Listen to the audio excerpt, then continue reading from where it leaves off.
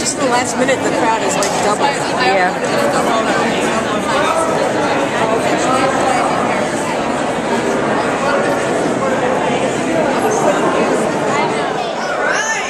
I just want to make an announcement and let folks know that at 12:30, back in the far right corner where you see the sign that says Access Dance in the Culture section, we're going to have some arts workshops. So make your way back to see those guys in the far right corner.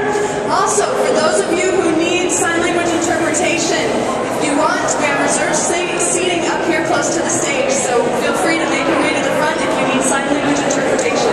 Thanks so much, and we'll get started about 1 o'clock.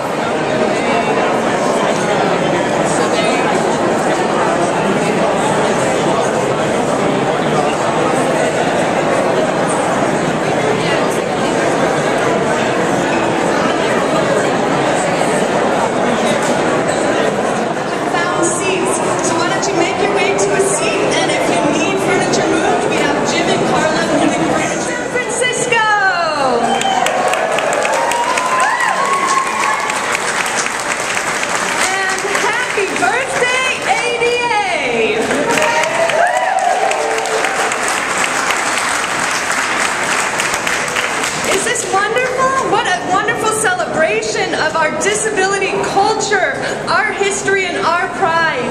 I'm Jessie Lorenz. I'm the Associate Director of the Independent Living Resource Center, San Francisco, and I'm joined by my wonderful colleague, Yomi Rong. Yomi is the Executive Director of the Center for Independent Living in Berkeley.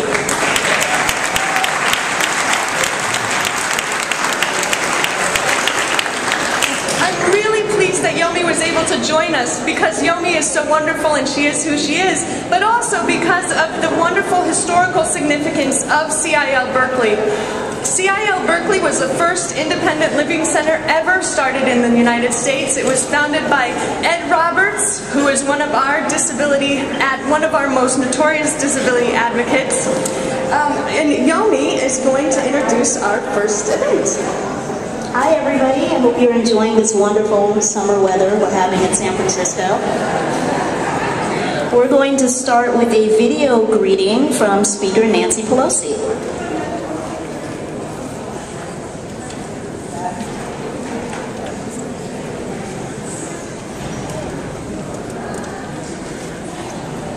Any minute now.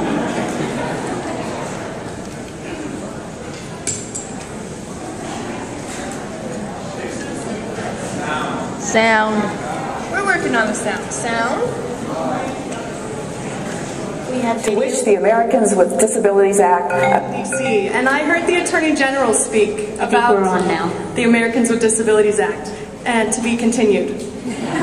Hello, Bay Area. I'm Congresswoman Jackie Spear, and I'm joining you today from our nation's capital to wish the Americans with Disabilities Act a very happy 20th anniversary. Before the ADA, when a woman in a wheelchair went out to dinner, there was no way of knowing if a restaurant would have a ramp to accommodate her. A man could be denied access to a movie theater because he was paralyzed. And a woman could be fired from her job because her son was HIV positive. The ADA protects rights, so many rights, we TABs, known as temporarily able-bodied persons, take for granted. Access to employment, government services, schools, and public transportation. Those services should be readily available to everyone, disabled or not. The ADA has broken down many of the physical barriers disabled individuals face in daily activities. But equally, just as important, it has broken down societal and psychological barriers that used to divide us. Because we have access to the same places and services, we meet, we talk, we interact, we become friends. We become part of the same community. Today, let's celebrate 20 years of progress and look forward to how we can enhance the ADA over the next 20 years to bring us to full integration and equality.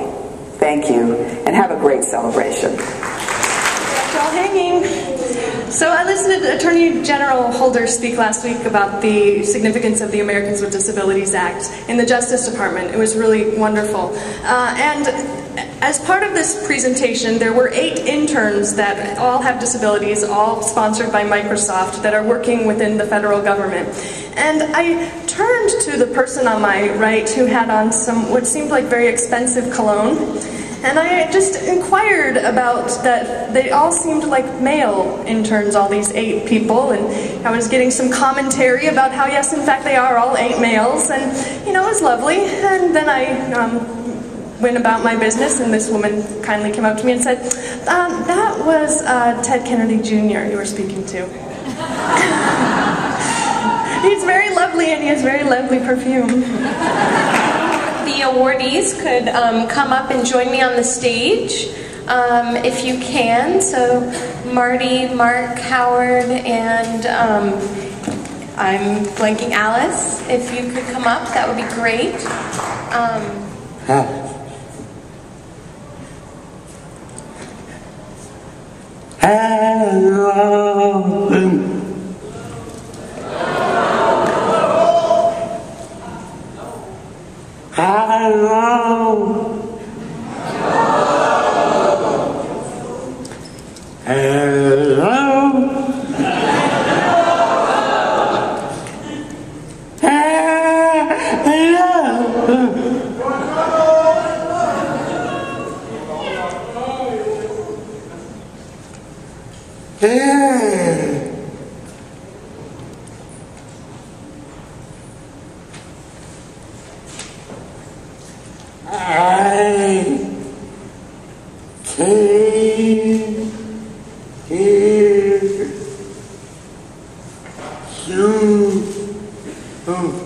You